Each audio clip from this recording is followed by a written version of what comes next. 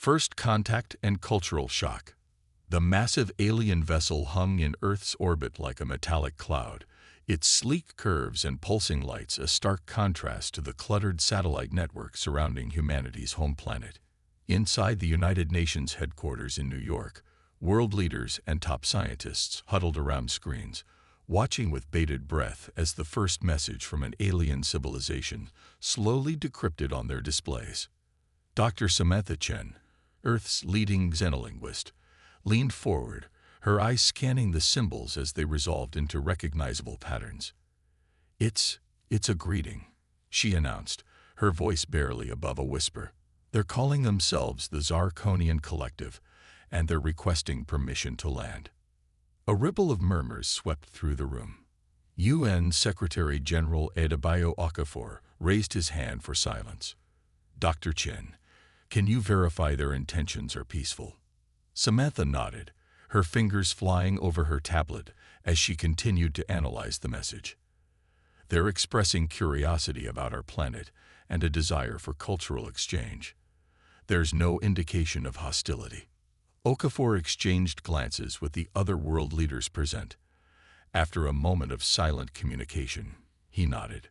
"Very well. Inform them they have permission to land. Let's make history." Within hours, the world watched in awe as a smaller craft detached from the mothership and descended towards the designated landing site in neutral Switzerland. As the ship touched down, a hush fell over the gathered crowd of diplomats, scientists, and journalists. The ship's doors slid open with a soft hiss, revealing three tall, slender figures. The Zarkonians stepped out into Earth's sunlight, their iridescent skin shimmering with colors that seemed to shift and dance. Their large, multifaceted eyes blinked rapidly, adjusting to the brightness. Dr. Chen approached, flanked by Secretary-General Okafor and other key officials. She raised her hand in a gesture of peace. "Welcome to Earth," she said, her words carefully chosen based on the language data they had received. "We are honored by your presence." The tallest Zarkonian stepped forward, its head tilted in what seemed to be curiosity. When it spoke, its voice was a melodious trill that the translators struggled to keep up with. "Greetings, humans of Earth. We come seeking knowledge and friendship." As the formal introductions proceeded, Dr. Chen couldn't shake the feeling that something was off. The Zarkonians seemed tense. Their movements were jerky, almost nervous, and their multifaceted eyes darted around constantly, as if searching for unseen threats. It wasn't until the delegation moved inside for further talks that the reason became clear. As they entered the conference room, one of the Zarkonians let out a shrill cry of alarm, pointing at a potted plant in the corner. "Danger!" the alien exclaimed, its color changing to a deep purple. "You bring us into a room with a predator." Dr. Chen blinked in confusion, looking at the harmless ficus. "I'm sorry, but that's just a decorative plant. It's not alive in the way you might think. It can't harm you." The Zarkonians huddled together, their colors swirling in patterns that the humans' translators interpreted as disbelief and fear. "You surround yourselves with such aggressive life forms," another asked. "How do you survive?" It was at that moment that Dr. Chen began to understand the vast gulf between their species. What humans saw as a peaceful, nurturing environment, the Zarkonians perceived as a world teeming with danger and aggression. As the talks progressed, more cultural shocks emerged. The Zarkonians were horrified to learn that humans were omnivores, consuming both plants and animals. They recoiled at the mention of pets, unable to comprehend why humans would choose to live alongside other species. Even the concept of weather, with its unpredictable storms and temperature fluctuations, seemed to terrify them. "Your world," the Zarkonian leader said, its voice trembling slightly, "it is what our scholars would classify as a death world. The fact that your species not only survived but thrived in such conditions, it defies our understanding of life itself." Dr. Chen exchanged glances with Secretary-General Okafor. This was not the first contact scenario they had prepared for. How could they bridge this gap in perception? "Perhaps," Okafor said carefully, This is an opportunity for both our species to learn. What you see as danger, we see as the challenges that have shaped us. Our world has taught us adaptability, resilience, and innovation. The Zarkonians seem to consider this, their colors shifting to softer hues. You speak of your hardships as if they are valuable, one said, sounding perplexed. Dr. Chen nodded eagerly. They are. Every challenge we've faced has pushed us to grow, to think creatively, to work together. It's why we've been able to achieve so much, why we've reached the stars. As the day wore on, the initial fear of the Zarkonians began to give way to a cautious fascination. They peppered the human delegation with questions about Earth's ecosystems, human physiology, and the myriad ways in which humanity had adapted to their death world. By the time the first day of talks concluded, both species had gained a new perspective. The Zarkonians were beginning to see the strength and adaptability that lay beneath humanity's seemingly fragile exterior. And humans, for their part, were starting to understand just how unique their evolutionary path had been. As Dr. Chen prepared her notes for the next day's discussions, she couldn't help but feel a mix of excitement and trepidation. They had overcome the first hurdle of communication, but the real challenges lay ahead. How would the rest of humanity react to being labeled as Deathworlders? And how would this fundamental difference in perspective shape the future relationship between Earth and the Zarkonian collective? One thing was certain. The galaxy was about to learn that humanity's peaceful nature wasn't born of weakness, but of strength forged in the crucible of a world that never stopped challenging them. As she drifted off to sleep that night, Dr. Chen's last thought was of the incredible journey that lay ahead, not just for her, but for all of humanity. The dawn of a new era had begun, and Earth's peaceful Deathworlders were ready to take their place among the stars. The Galactic Challenge. As weeks turned into months, Earth buzzed with excitement and trepidation. The presence of the Zarkonians had sparked a global renaissance of scientific and cultural exchange. However, it also brought to light the harsh realities of humanity's place in the galactic community. Dr. Samantha Chen found herself at the center of it all, working tirelessly to bridge the gap between human and Zarkonian understanding. Today, she stood before the United Nations General Assembly, preparing to deliver a report that would shape humanity's future among the stars.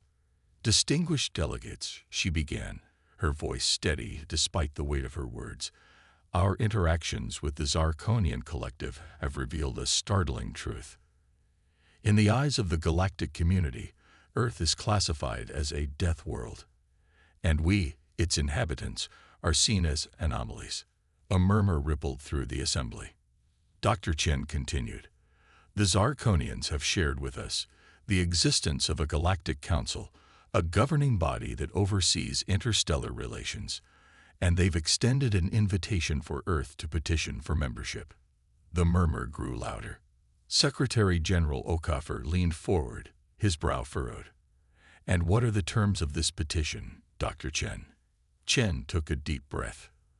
The Council has set forth a challenge to prove our worthiness and demonstrate that we can coexist peacefully with other species despite our death world nature. We must establish a colony on a world they've selected. A world that, by their standards, is even harsher than Earth. The assembly erupted in a cacophony of voices. Some delegates shouted protests. Others demanded more information. Okafor's authoritative voice cut through the chaos. Silence, please. Dr. Chen, please elaborate on this world. Chen nodded, bringing up a holographic display. The planet is called Novus Terra. It's a super-Earth with gravity 1.4 times that of our own. Its atmosphere is oxygen-rich, but contains trace amounts of toxic gases. The flora and fauna are unlike anything we've encountered, with most life forms possessing natural defenses that would be considered extreme even by Earth standards. She paused, allowing the information to sink in. The challenge is this. We have 5 Earth years to establish a self-sustaining colony of at least 10,000 individuals on Novus Terra. If we succeed, we'll be granted full membership in the Galactic Council, with all the benefits that entails, including advanced technologies and the right to colonize other worlds. The assembly fell silent, the magnitude of the challenge sinking in. It was Commander Elena Rodriguez, head of the newly formed United Earth Space Command, who spoke up. "And if we fail?" Chen's expression grew grim. "If we fail, Earth will be quarantined. We'll be deemed too dangerous to join the galactic community. No further contact, no trade, no exchange of knowledge.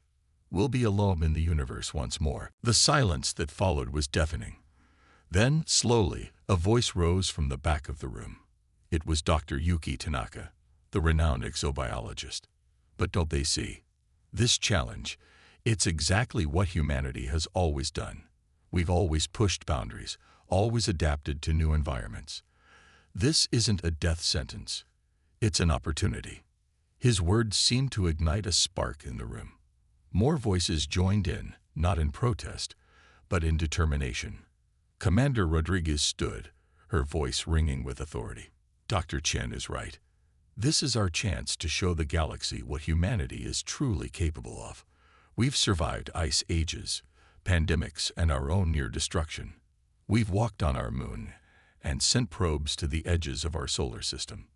Novus Terra, it's just our next step."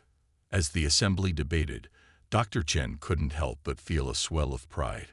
This was humanity at its best, facing an impossible challenge not with fear, but with determination and ingenuity.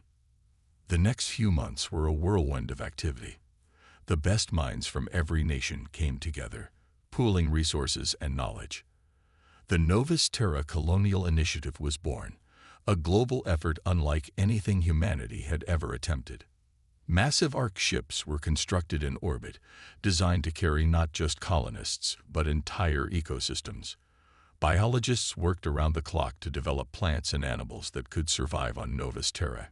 Engineers designed exosuits that could withstand the planet's harsh conditions, while allowing colonists to work and live comfortably.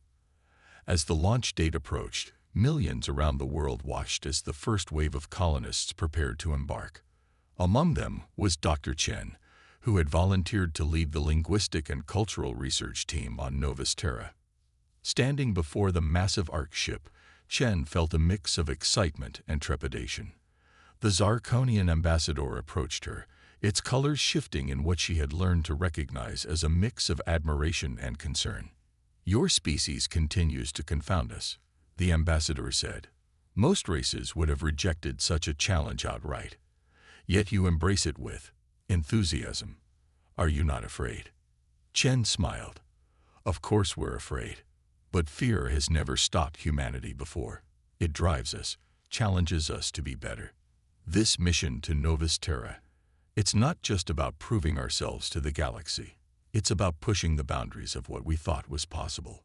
The ambassador's colors swirled thoughtfully. "Perhaps we have much to learn from you Deathworlders after all." As Chen boarded the Ark ship, she took one last look at the Earth below. Whatever challenges Novus Terra held, she knew humanity would face them head-on. They were, after all, the descendants of those who had not just survived, but thrived on a world that the rest of the galaxy deemed uninhabitable. The ship's engines roared to life, and as they broke free from Earth's gravity, Chen felt a surge of determination. Humanity was about to show the galaxy what peaceful Deathworlders could really do. Little did they know, the true tests were yet to come. As the Ark ships hurtled through space towards Novus Terra, ancient forces stirred in the depths of the galaxy. Forces that would soon challenge humanity's resolve in ways they could never have imagined. Human ingenuity unleashed. The descent to Novus Terra was anything but smooth. As the Ark ships pierced the planet's thick atmosphere, violent turbulence shook them to their core. Inside, colonists gripped their harnesses, their faces a mix of determination and fear. Dr. Samantha Chen closed her eyes, silently reciting the atmospheric composition they'd studied for months. Oxygen-rich, but laced with trace elements that could corrode lungs over time. This was it, the moment of truth. With a bone-jarring thud, the ships landed on the alien soil of Novus Terra. For a moment, silence reigned. Then, slowly, the main hatch of the lead ship began to open. Commander Elena Rodriguez was the first to step out, her exosuit gleaming in the harsh light of Novus Terra's twin suns. The gravity hit her immediately, making each step a conscious effort. She took a deep breath through her suit's filters and activated her comm. "Houston, Zarkon Prime, this is Commander Rodriguez. We have touched down on Novus Terra. Commencing initial survey." As the words traveled across light years, the colonists began to disembark. Scientists rushed to set up atmospheric monitoring stations, while engineers started assembling the prefabricated structures that would form the colony's core. Dr. Chen stepped out, her eyes wide behind her helmet's visor. The landscape before her was alien in every sense of the word. Towering structures that seemed to be a cross between trees and crystals dotted the horizon, their surfaces shimmering with an iridescent sheen. The ground beneath her feet pulsed with an eerie bioluminescence. "It's beautiful," she breathed, momentarily forgetting the harsh reality of their situation. Her awe was short-lived. A piercing shriek cut through the air, and something large and winged swooped overhead, its talons gleaming wickedly in the sunlight. "Everyone, back to the ships." Rodriguez's voice crackled over the comm. But it was too late. The creature, a massive reptilian bird with a wingspan easily the length of a bus, circled back. Its eyes, glowing with bioluminescent intensity, locked onto the group of humans. With another shriek, it dove. What happened next would be replayed on news feeds across Earth and the Zarkonian worlds for weeks to come. As the creature descended, its talons extended for the kill, Dr. Yuki Tanaka stepped forward. In his hands was a device that looked like a cross between a loudspeaker and a laser pointer. As the creature came within range, Tanaka activated the device. A burst of sound and light erupted from it, mimicking the bioluminescent patterns they'd observed in the local flora. The effect was immediate. The creature pulled up short, hovering in confusion. Its shriek changed pitch, becoming almost inquisitive. Tanaka adjusted the device, the patterns shifting. To the amazement of everyone present, the creature landed, its aggressive posture relaxing.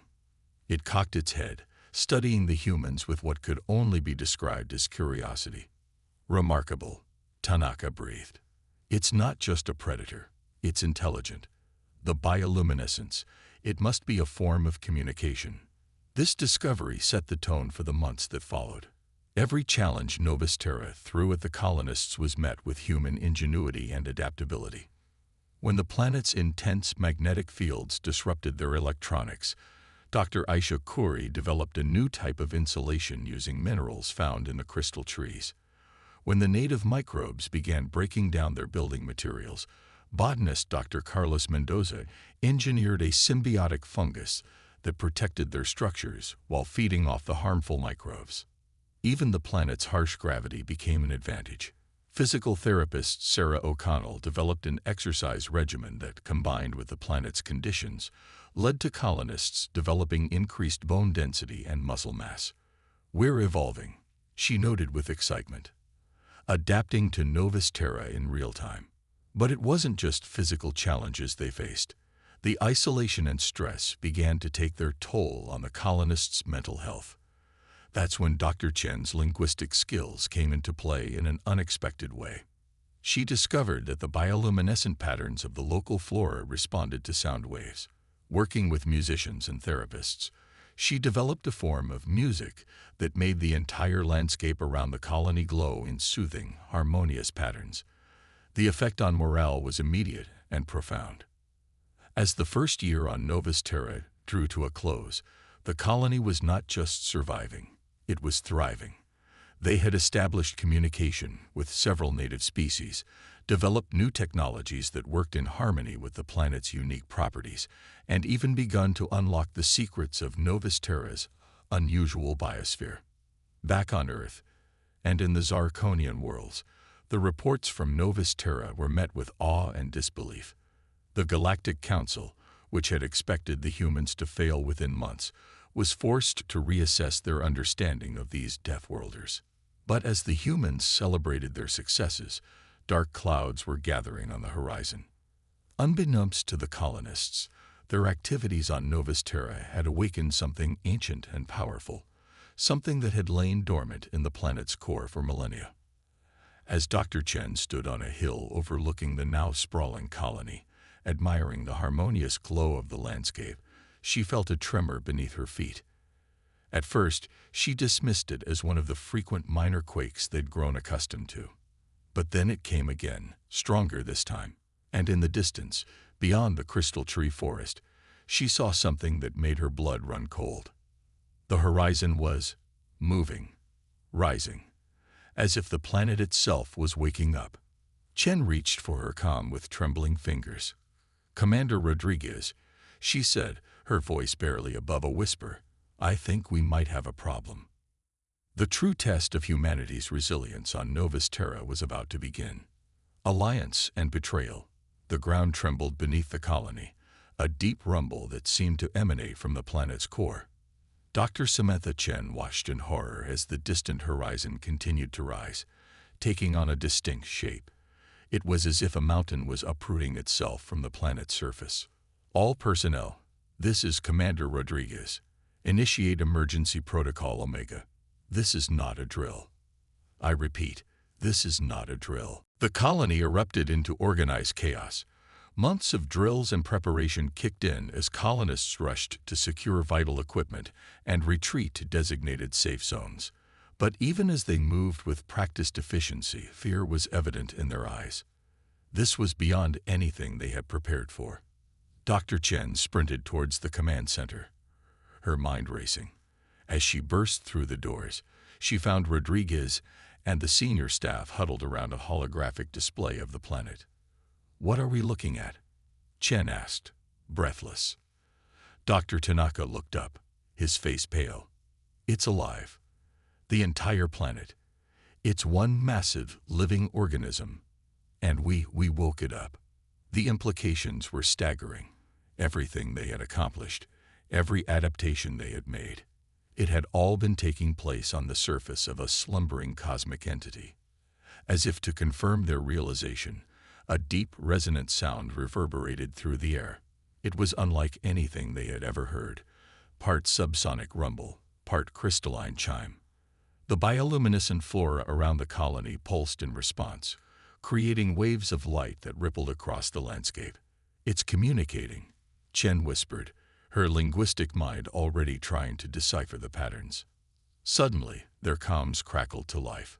"Novus Terra Colony, this is the Zarkonian Council ship, Harmony of Stars. We are entering your solar system now. Please respond." Rodriguez exchanged glances with her team before responding. "This is Commander Rodriguez. We're experiencing some unexpected developments down here. Your timing is impeccable." There was a pause before the Zarkonian ship responded. "We've detected massive energy signatures from your location.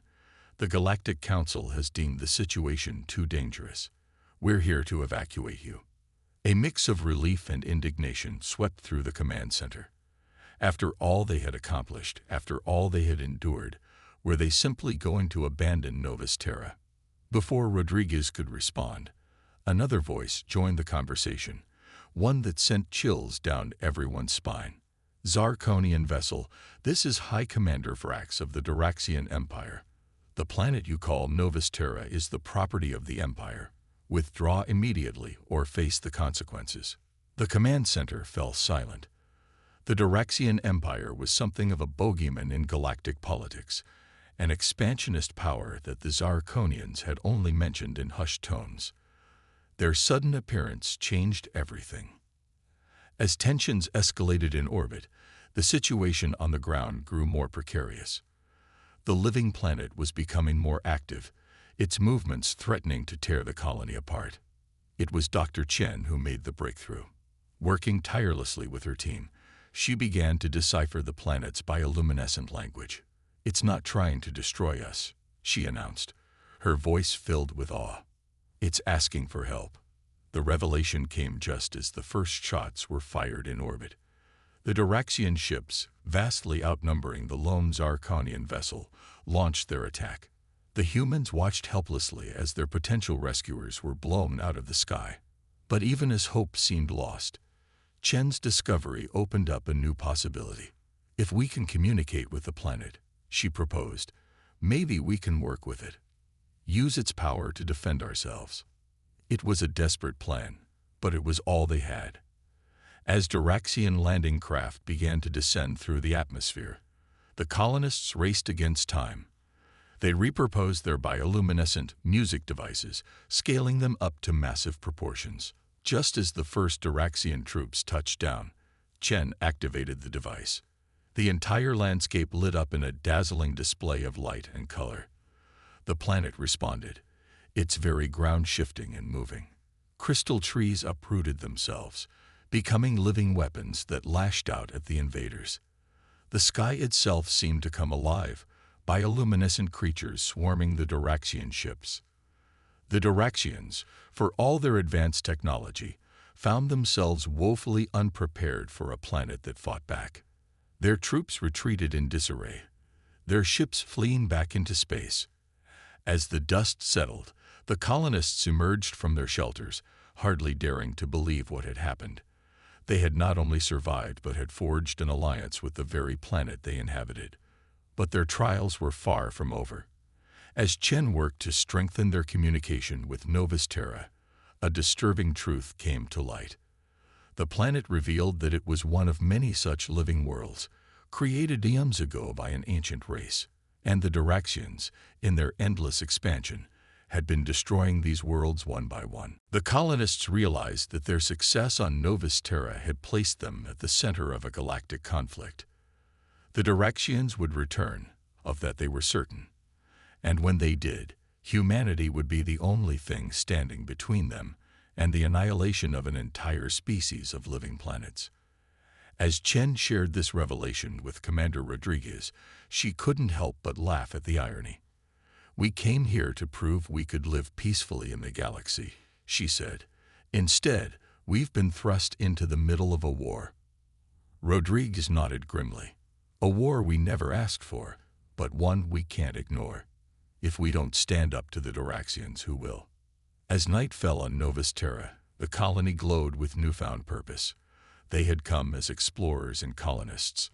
Now they would become protectors, not just of themselves, but of a cosmic wonder they were only beginning to understand. The real battle, they knew, was yet to come. But for the first time since landing on this impossible world, they felt truly at home. They were no longer fighting against Novus Terra, but fighting alongside it. And in doing so, they had become something more than merely human. They had become true children of the cosmos. Humanity's triumph. The following months on Novus Terra were a whirlwind of activity. As the colonists deepened their connection with the living planet, they also prepared for the inevitable return of the Duraxian forces. Earth, upon hearing of the situation, rallied behind its distant children. Resources poured in, not just from humanity, but from a galactic community that had finally recognized the unique potential of these Deathworlders. Dr. Samantha Chen found herself at the heart of it all. Her expertise in communication had evolved into something far beyond mere linguistics. She had become a bridge between species, between worlds, between forms of life previously thought incompatible. "It's not just about words," she explained to a rapt audience of human and alien scientists. "It's about understanding the fundamental rhythms of life itself. Novus Terra doesn't think like we do. It feels, it resonates, it exists on a scale we can barely comprehend. But at our core, we're not so different." As she spoke, the surrounding crystal trees pulsed with soft light, as if in agreement. The assembled aliens watched in awe, their previous fear of Earth's death-world nature replaced by a growing respect.